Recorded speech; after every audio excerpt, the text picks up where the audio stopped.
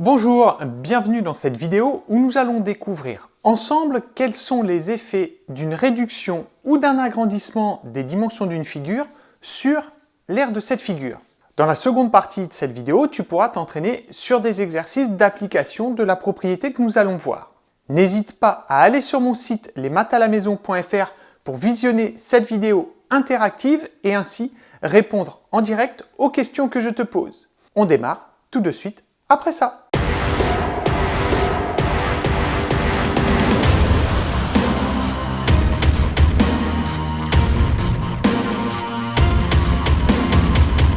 Pour comprendre comment évolue l'aire d'une figure en fonction d'un agrandissement ou d'une réduction de ses dimensions, prenons un exemple simple.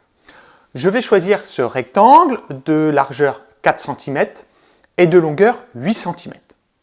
Pour calculer son aire, c'est-à-dire toute la surface à l'intérieur de ce rectangle, j'utilise la formule que tu connais, longueur fois largeur. Ce qui me donne donc ici 8 fois 4 égale 32. Donc, l'aire de ce rectangle est de 32 cm². C'est ce rectangle qui va nous servir de figure de base. Je vais maintenant agrandir ce rectangle en multipliant toutes ces mesures, toutes ces longueurs, par exemple par 3. Je multiplie donc la longueur par 3, ce qui va me donner 24 cm, et je multiplie également sa largeur par 3, ce qui me donne 12 cm. J'obtiens donc ce nouveau rectangle de longueur 24 cm et de largeur 12 cm. Pourrais-tu alors me calculer l'aire de ce rectangle? Comme précédemment, j'utilise la formule longueur fois largeur. Ici, 24 fois 12, ce qui me donne 288 cm². Donc l'aire de ce rectangle agrandi est de 288 cm². Je te rappelle que pour obtenir ce rectangle, nous avons multiplié toutes ces dimensions par 3. Dans ce cas, on dit qu'on a réalisé un agrandissement de coefficient 3. Les questions qui se posent sont donc les suivantes. Est-ce que son aire a été multipliée par 3? Et sinon, par combien a-t-elle été multipliée? À toi de me répondre. Nous sommes donc passés de 32 cm² à 288 cm². Si je multiplie 32 par 3, j'obtiens 96 cm². Donc, je constate que son aire n'a pas été multipliée par 3. Pour trouver le coefficient multiplicateur, je vais donc diviser l'aire du rectangle agrandi par l'aire du rectangle de départ. 288 divisé par 32, ce qui me donne ici 9. Donc, nous venons de constater que si je multiplie les dimensions de ce rectangle par 3, son aire n'est pas multipliée par 3. Elle est multipliée par 9. Regardons maintenant ce qu'il se passe dans le cas d'une réduction. Cette fois-ci, je vais diviser les dimensions de mon rectangle de base par 2. C'est-à-dire que je vais utiliser comme coefficient multiplicateur 0,5. Je multiplie donc la longueur par 0,5, 8 fois 0,5 qui me donne 4, et je multiplie sa largeur, 4 par 0,5 qui me donne 2.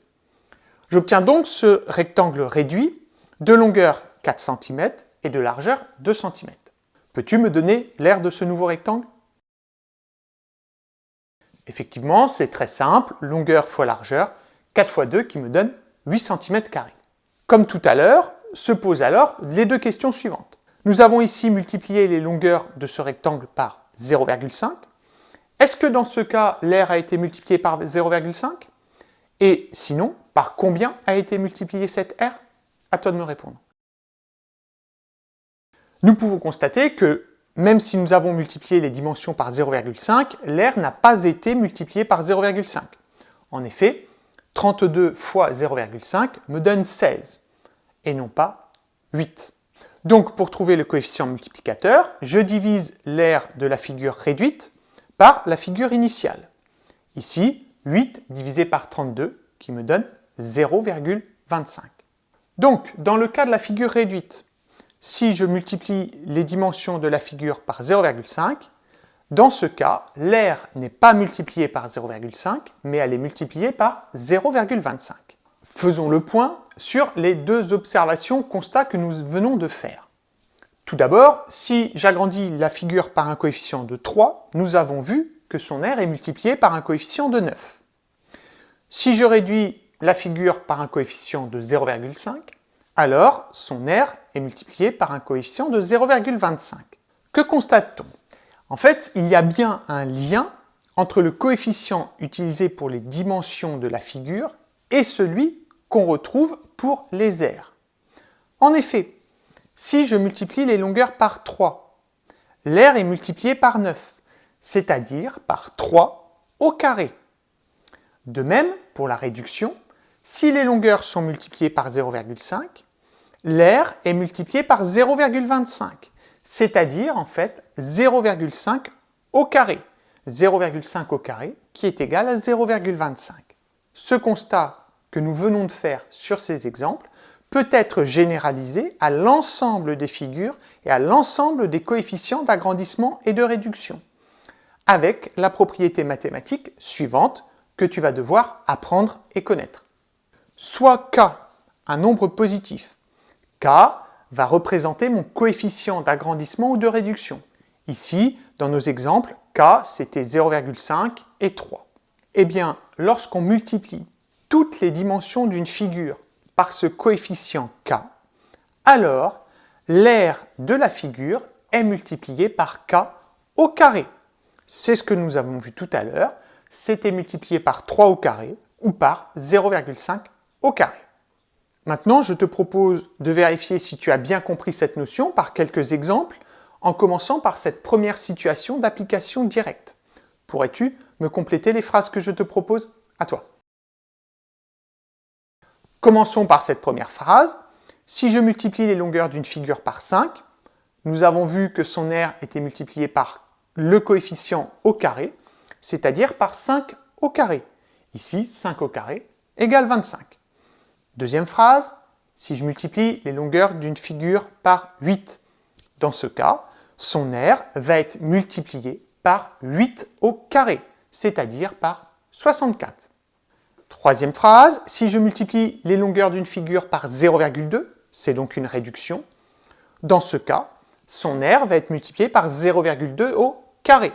0,2 au carré qui me donne 0,04. Et enfin, dernière phrase, cette fois-ci, je t'indique que l'air est multiplié par 81. Il faut bien penser que 81, c'est ce qui va correspondre au coefficient au carré, c'est-à-dire à k au carré. Donc il faut que je trouve par combien j'ai multiplié les longueurs de ma figure. Ici, je les ai multipliées par 9, puisque 9 au carré me donne 81. Nous pouvons maintenant continuer par un exercice en situation. J'ai construit à l'aide du logiciel GeoGebra le triangle équilatéral 6 comptes. Ses côtés mesurent 5 cm et le logiciel m'indique que l'aire de cette figure est d'environ 10,8 cm². Pourrais-tu alors me déterminer maintenant l'aire d'un triangle équilatéral de côté 15 cm? Tout d'abord, tu dois commencer par trouver le coefficient d'agrandissement ou de réduction. Ici, nous sommes passés d'un triangle dont les côtés mesuraient 5 cm à un triangle dont les côtés mesurent 15 cm. Pour trouver le coefficient, je vais donc diviser 15 par 5, ce qui me donne 3. Ici, les dimensions de la figure, les longueurs, ont donc toutes été multipliées par le coefficient 3. Nous avons vu que dans ce cas-là, l'aire de la figure n'était pas multipliée par 3, mais par le coefficient au carré, c'est-à-dire ici par 3 au carré. Pour trouver l'aire de la figure agrandie, je vais donc prendre l'aire de ma figure initiale, c'était 10,8 cm², et je vais donc la multiplier par 3 au carré, c'est-à-dire par 9. 10,8 fois 9, qui me donne 97,2 cm². Donc l'aire de ce triangle équilatéral de côté 15 cm est de 97,2 cm². Terminons par un dernier exemple avec la situation suivante. J'ai construit à nouveau avec GeoGebra un pentagone régulier, c'est-à-dire dont les 5 côtés ont la même mesure, et ici les côtés mesurent 6,4 cm. Le logiciel m'indique alors que l'aire de cette figure est d'environ 69,6 cm². Je vais construire une figure réduite de ce pentagone en utilisant un coefficient de réduction de 0,8. Pourrais-tu alors me déterminer deux choses? tout d'abord les longueurs du nouveau pentagone réduit et l'aire de cette figure réduite à toi. Pour trouver les dimensions de la figure réduite, je vais donc juste multiplier les longueurs par le coefficient, ici 0,8. 6,4 fois 0,8, ce qui me donne 5,12. Donc les mesures des côtés du pentagone réduit seront de 5,12 cm. Maintenant pour l'aire, je ne dois pas multiplier par le coefficient 0,8, mais par 0,8 au carré. 0,8 au carré qui me donne 0,64. Je prends donc l'aire de mon pentagone de base, 69,6, que je multiplie par 0,64. Je trouve 44,544. L'aire du polygone réduit sera de 44,544 cm². Nous sommes arrivés au terme de cette leçon sur les effets d'un agrandissement ou d'une réduction sur l'aire d'une figure. Je te rappelle la propriété mathématique que tu dois maintenant connaître parfaitement. Soit k un nombre positif, lorsque toutes les dimensions d'une figure sont multipliées par k, alors l'aire de cette figure est multipliée par k au carré. Si tu souhaites continuer à t'entraîner, tu peux télécharger et imprimer des exercices avec leurs corrections pour les faire en autonomie. Je te dis à bientôt pour une nouvelle vidéo.